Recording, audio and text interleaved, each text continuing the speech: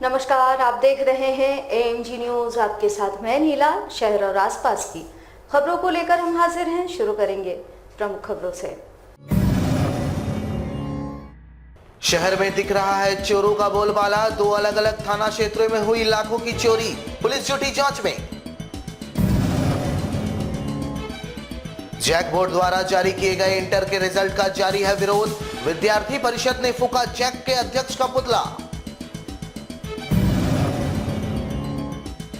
निजी स्कूलों के मनमानी के खिलाफ अभिभावक हुए एकजुट। शिक्षा विभाग से उठाई कार्रवाई किए जाने की मांग।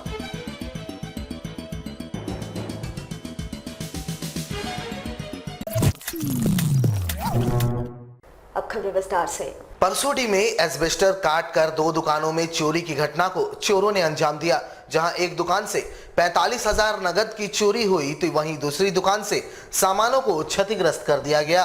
परसोडी थाना अंतर्गत लोको मोड़ के पास चोरों ने 2 दुकानों को निशाना बनाया। चोरों ने दुकान का एस्बेस्टस काट कर दुकान में चोरी की घटना को अंजाम दिया।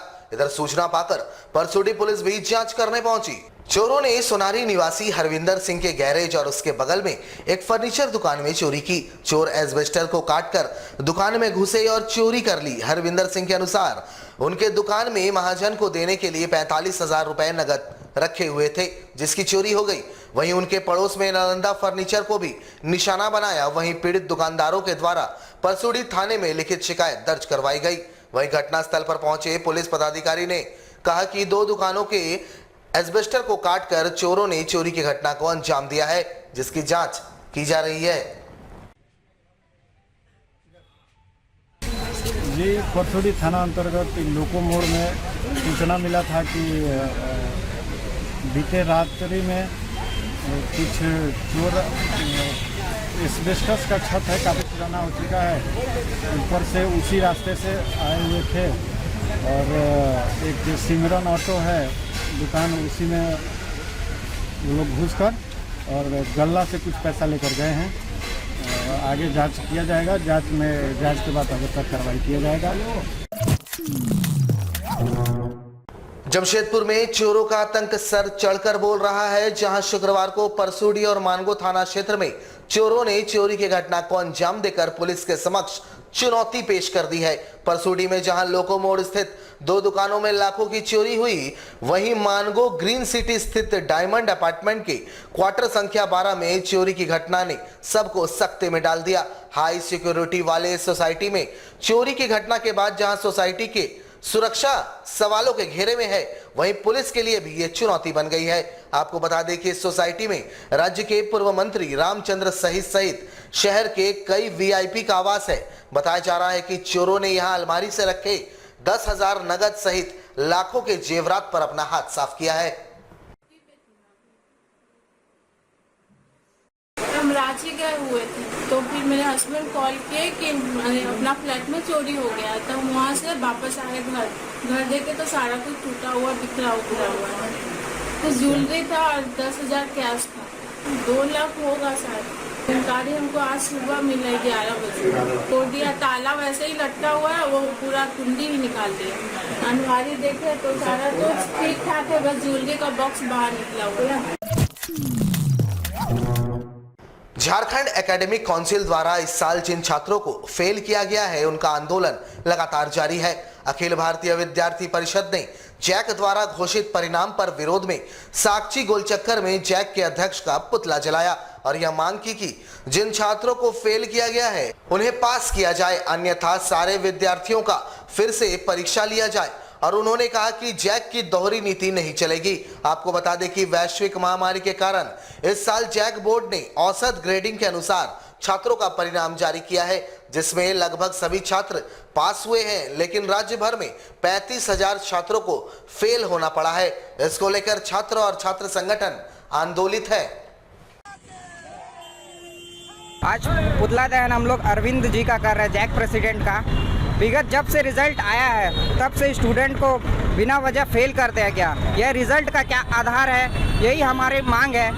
पूरे झारखंड में साइकोलॉजी में स्टूडेंट को फेल कर दिया गया, जबकि 11 में सारे छात्र पास थे। उसी को आधारभूत बनाकर आप रिजल्ट निकाल रहे हैं, तो किस आधार पर आप साइकोलॉजी के पूरे झारखंड में स्टूडेंट को फेल कर दिया। प्रैक्टिकल में जिसको 20 में किसी को 27 दे दिए तो किसी को 57, 20 मार्क्स का प्रैक्टिकल होता है उसमें 27 में 57 दे दे रहे। ये क्या आधार से आप रिजल्ट किए हैं? इसी से हम विगत जब से रिजल्ट आया 10 और 12 का, तब से हम आंदोलन कर रहे हैं।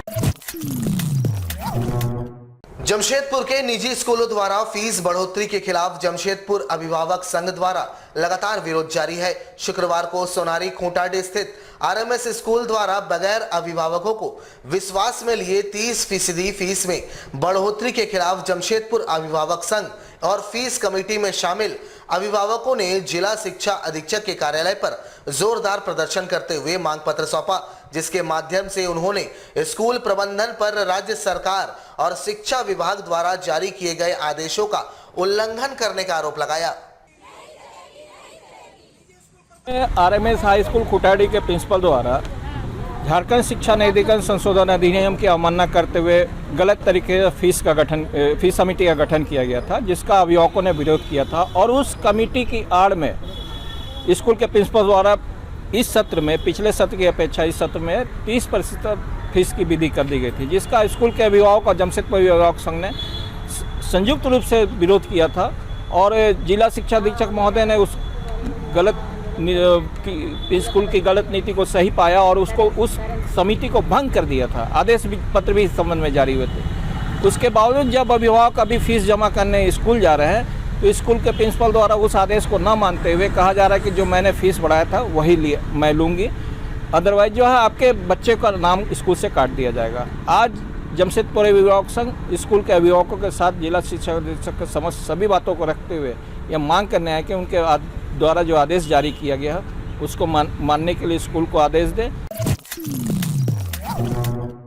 टाटा मोटर्स के संवेदक डीके एंटरप्राइजेस के मजदूरों की मांग को लेकर शुक्रवार को यूनियन प्रबंधन और उप श्रमायुक्त के बीच त्रिस्तरीय वार्ता सफल रही। हालांकि यूनियन की ओर से मजदूर नेता अंबुज ठाकुर ने साफ कर दिया कि अगर 15 अगस्त तक मजदूरों का बकाया वेतन और फाइनल सेटलमेंट संवेदक द्वारा नहीं किया गया तो पुनः टाटा मोटर्स गेट जाम कर दिया जाएगा।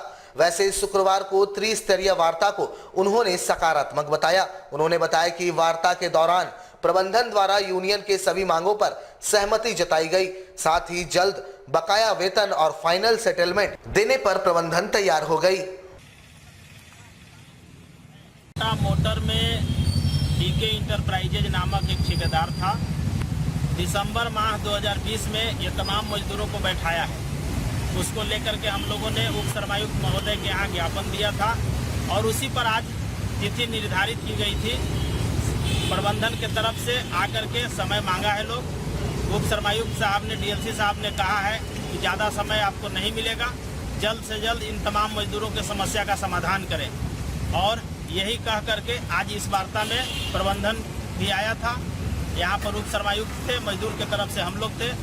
तीनों के बीच में एक सकारात्मक हुआ है वार्ता। मजदूरों का मांग यही है कि हमको जो दिसंबर माह में बैठाया गया उस समय से 2 माह का वेतन इनका बाकी है, इनका ग्रेजुएटी बाकी है, सेटलमेंट बाकी है, ये तमाम चीज़ इनका डिमांड है। प्रबंधन की तरफ से एपीआर होना ही दर्शाता है कि एक पॉजिटिव साइन है।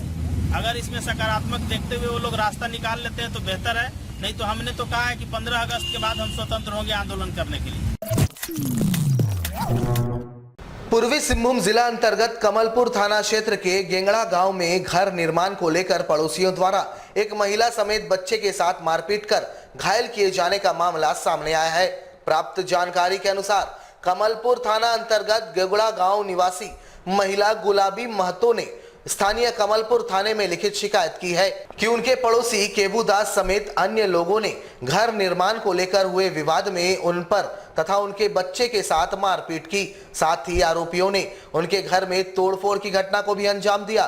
पीड़ित महिला ने गुहार लगाते हुए कहा कि आरोपी को स्थानीय राजनीतिक दलों का समर्थन प्राप्त होने के कारण कमलपुर थाना मामला दर्ज नहीं कर रहा है, जिससे पूरा परिवार भय के माहौल में जी रहा है।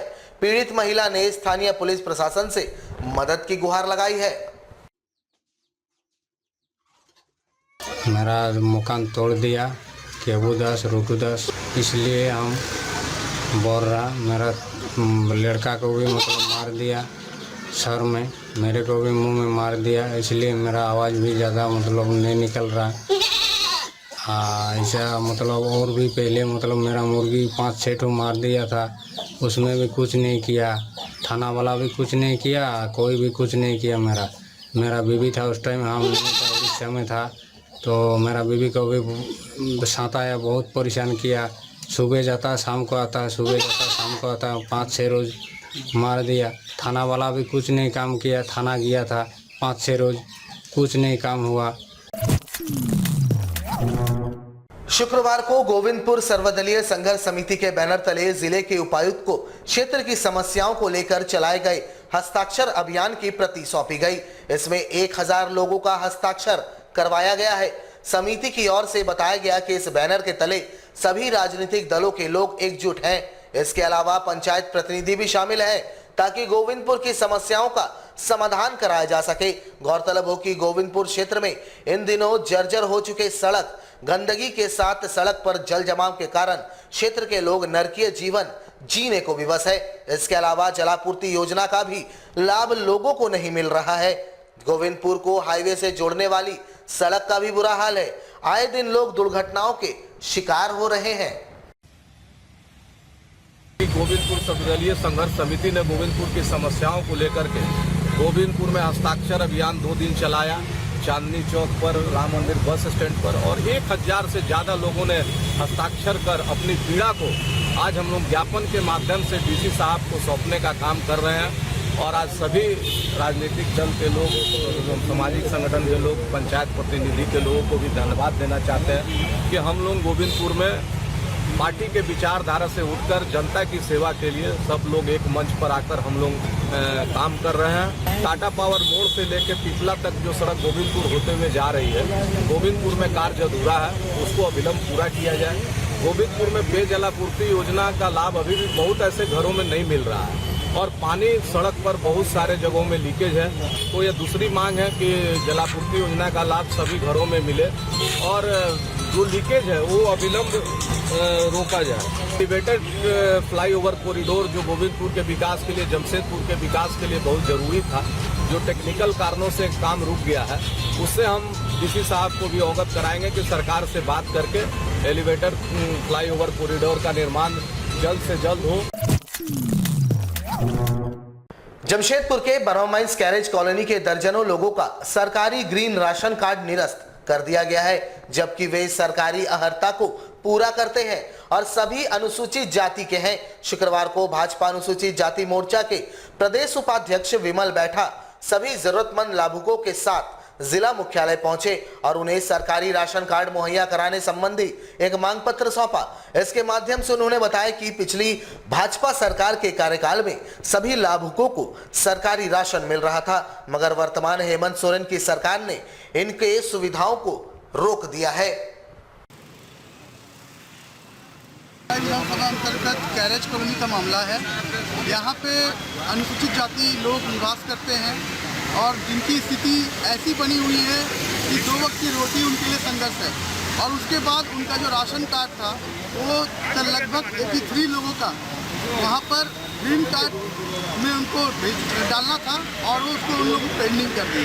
और लगातार इन लोग अभी कुछ 4-5 महीनों से लगातार ये लोग दौड़ रहे हैं, इनको न्याय नहीं मिल रहा है, ना इनको राशन मिल रहा है और ना इनको कार्ड उपलब्ध किया जा रहा है, जबकि ये ऑलरेडी इनका नाम है उसमें दर्ज है।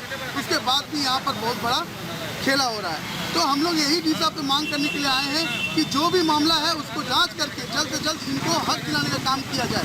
ऐसे लोग जो 2 वक्त की रोटी जिनके लिए संघर्ष है, जो जीवन उनका संघर्ष है, उनको न्याय मिलना चाहिए।